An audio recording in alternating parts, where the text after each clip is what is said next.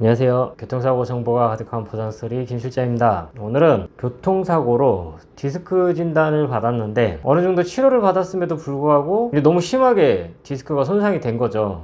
이런 경우 이제 척추 유압수를 하는 경우들이 있거든요. 며칠 전에 어떤 분께서 상담을 요청을 하셨는데 교통사고로 디스크 진단을 받고 한 달인가 두 달인가 있다가 척추 유압수를 받게 되셨대요. 그러고 나서 이제 보험사랑 합의를 좀 하려고 보험사에 전화를 했더니 뭐 이런저런 이야기를 하면서 합의금 1,000만 원 줄 테니까 합의하자 이렇게 이야기를 했다고 하더라고요. 그래서 뭐 여기저기 문의도 해보고 알아봤는데 이렇게 1,000만 원을 받는 게 맞는 건지 더 받을 수 있는 건지 사건을 저희 쪽에서 진행을 해줄 수 있는지 이런 문의들을 하셨거든요. 그래서 이런저런 설명들을 해드렸는데 그 내용들에 대해서 여러분들에게 설명을 해드리는 게 좋을 것 같아서 오늘 이렇게 또 준비를 해봤습니다. 교통사고로 디스크 진단을 받고 상태가 너무 심해가지고 수술이 필요한 경우에 척추 유압수를 하는 경우들이 있는데 이럴 때 과연 손해배상액은 얼마를 받아야 되고 사건을 어떻게 진행을 하는 게 좋은지 그 내용에 대해서 이야기를 좀 한번 해보도록 하겠습니다. 우선 교통사고로 디스크 진단을 받은 경우에 뭐가 제일 중요하다라고 제가 말씀을 드렸었죠. 아시는 분들은 아시겠지만 사고 기여도가 가장 중요하다라고 말씀을 드렸습니다. 수술을 한 경우에도 똑같습니다. 사고 기여도 부분을 평가를 하고 그 기여도만큼만 보상을 받을 수 있게 됩니다. 척추 유압수를 하는 경우는 척추가 골절이 돼서 유압수를 하는 경우도 있는데 지금처럼 디스크 때문에 척추 유압수를 하는 경우도 있거든요. 압박골절로 유압수를 하는 경우는 다음에 설명을 해드리는 걸로 하고 오늘은 디스크로 척추 유압수를 한 경우만 이야기를 해보도록 하겠습니다. 대부분의 보험사에서 디스크로 척추 유압수를 했다고 하면 아마 다음같이 얘기를 하는 경우가 가장 많을 거예요. 사고도 애초에 경미했고 이 정도 사고로 수술을 할 정도의 내용은 아니라고 생각이 되고 기존에 기형증으로 가지고 있던 걸 이 사고로 인해서 수술을 한 것이다. 그렇기 때문에 자동차 보험에서 보상을 할 수 있는 내용은 아니다. 하지만 합의를 하는 차원에서 약간의 이 정도 금액을 드리겠습니다. 이렇게 말을 하거나 아니면 사고 기여도도 높지 않고 한시장애이기 때문에 이 정도의 금액이 산출이 됩니다. 그러니까 이 정도의 금액으로 합의하시죠. 뭐 이렇게 얘기를 한다거나 아마 대부분 이런 얘기들 보험사로부터 듣게 되실 거예요. 그리고 사건을 내가 하기가 너무 힘들어서 전문가의 도움이라도 받고 싶어서 여기저기 문의를 해봐도 뭐 이와 비슷한 얘기들을 듣게 되실 겁니다.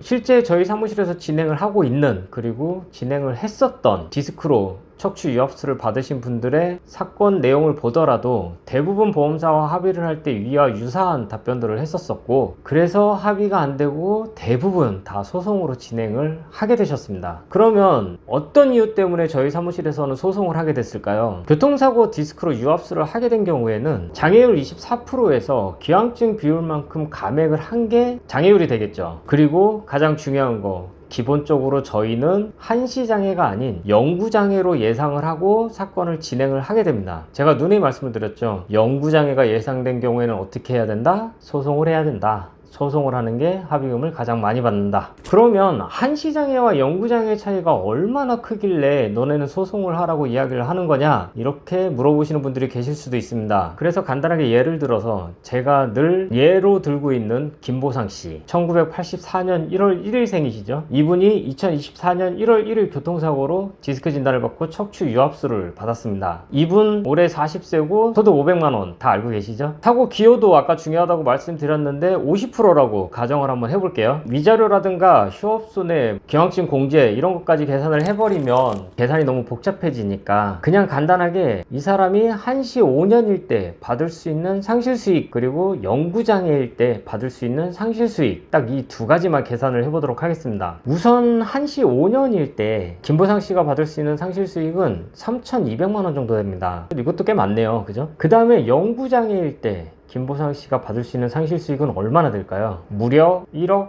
1,600만 원 정도가 계산이 됩니다. 4배 조금 안 되게 차이 나죠. 바로 이런 차이들 때문에 디스크로 유압수를 한 경우에는 소송을 해야 된다. 여러분들에게 이렇게 말씀을 드리고 있는 겁니다. 물론 모든 사건에서 다 영구장애가 나오는 것은 아닙니다. 하지만 대부분의 사건에서 다 영구장애로 판단이 되었고 몇몇의 사건들에서 한시 7년, 한시 10년 이 정도의 결과를 받았었습니다. 그렇다면 굳이 보험사하고 뭐 1천만원, 2천만원의 합의를 하는 게 맞는 것인지 아니면 소송을 넣어서 1억 넘게 합의금을 받게 될 것인지 여러분들은 이거를 선택을 해야 되는 문제이긴 한데 소송은 길고 어렵고 어렵고 힘들더라. 근데 길고 어렵고 힘든 건 맞습니다. 근데 그것 때문에 1억을 포기하고 1,000만 원을 받는다? 이게 더 말이 안 되는 내용 아닐까요? 만약에 소송을 해서 결과가 안 좋아서 한시장애로 평가가 된다 하더라도 그래도 보험사에서 주겠다는 합의금 1,000만 원, 2,000만 원보다는 높은 금액의 합의금을 받게 되실 것 같은데 과연 사건을 어떻게 진행을 하는 게 맞는 것인지 저희는 이미 답이 정해져 있으니까 여러분들이 한번 판단을 해보시는 게 좋으실 것 같습니다. 오늘은 교통사고 디스크로 인해서 유압수를 받은 경우 합의금이 얼마나 되는지, 사건을 어떻게 진행을 해야 되는지 이러한 부분에 대해서 이야기를 좀 해봤는데 오늘 영상도 도움이 되셨다면